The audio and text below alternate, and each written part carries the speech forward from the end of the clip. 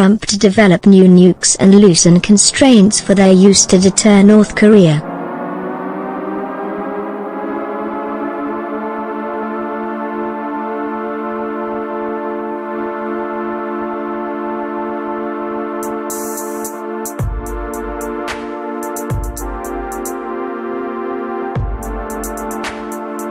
Special Assistant to Barack Obama on Arms Control and Non-Proliferation, John Wolfstile, said a review prepared by the Pentagon recommends a new version of the Trident D-5 submarine-launched missile to deter Russia, China and North Korea from using tactical warheads in a conflict.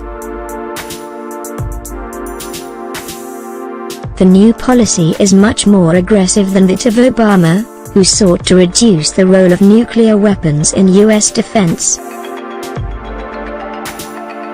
Mr. Wolfstile said, "What I've been told by the people who wrote the thing was what they were trying to do was to send a clear deterrent message to Russians, the North Koreans and the Chinese.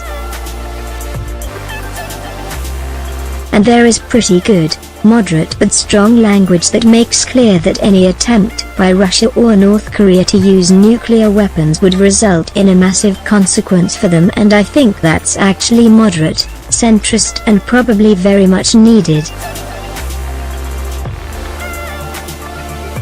Where they go overboard is where they say that in order to make that credible the US needs to develop 2 new types of nuclear weapons.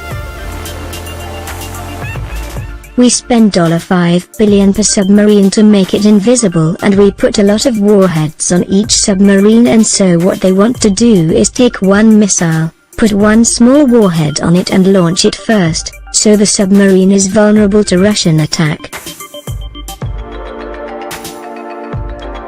That strikes me as being unsustainable from a naval strategy point of view. The Nuclear Policy Review, NPR, is the first in 8 years and is expected to be published after Trump's State of Union speech at the end of January. The NPR also expands the circumstances in which the US could use nuclear weapons to include a response to a non-nuclear attack that caused mass casualties or was aimed at critical infrastructure or nuclear command and control sites. Mr. Wolfstile said the final draft states the US will start introducing a sea-launched nuclear cruise missile as a counter to a new ground-launched cruise missile that the US has accused Russia of developing, which is in violation of the 1987 Intermediate Range Nuclear Forces (INF) Treaty.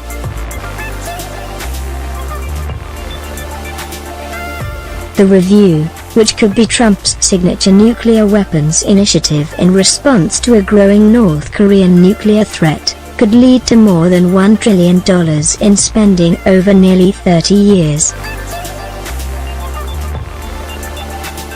There have been 3 such reviews since the end of the Cold War, with the most recent being 2010 under Barack Obama. One defense official said, "This nuclear posture review is unique in that it is the first one to occur after a notable negative evolution in the security environment.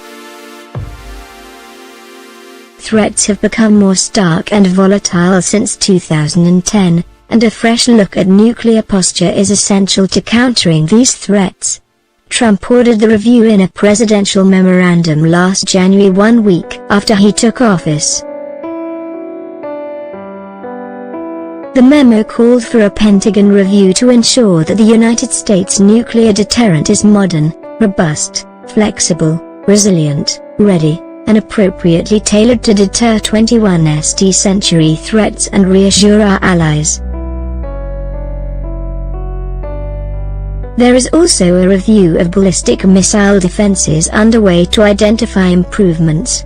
One initiative could be the development of a missile defense system that could detect, track and destroy multiple incoming enemy warheads with the launch of a single US missile. But, arms control advocates have voiced alarm at the proposal to make smaller, more usable nuclear weapons. They argue it makes a nuclear war more likely, especially due to what they see as Trump's volatility. Director of the Nuclear Information Project at the Federation of American Scientists, Hans Christensen, said the plans are incoherent. He said, "It assumes that the intelligence community has determined that one or several adversaries out there are gambling that the US would be self-deterred from using a ballistic missile warhead because they have larger yield. That's just not the case. We have never, ever heard anyone say that is so. I don't think any adversary, certainly not Russia, would gamble that if they did something with nukes that were low yield that we would not respond. I think this is about having some warhead work at the laboratories and exploring options. I don't see this as a real mission." Head of the Arms Control Association Darrell Kimball said the development of new weapons in the US nuclear arsenal was dangerous Cold War thinking. He added, "The United States already possesses a diverse array of nuclear capabilities, and there is no evidence that more usable weapons will strengthen deterrence of adversaries or compel them to make different choices about their arsenals. The use of even a small number of these weapons would be catastrophic. Threatening nuclear attack to counter new kinds of asymmetric threats is unnecessary, would increase the risk of nuclear weapons use, and would make it easier for other countries to justify excessive roles for nuclear weapons in their policies."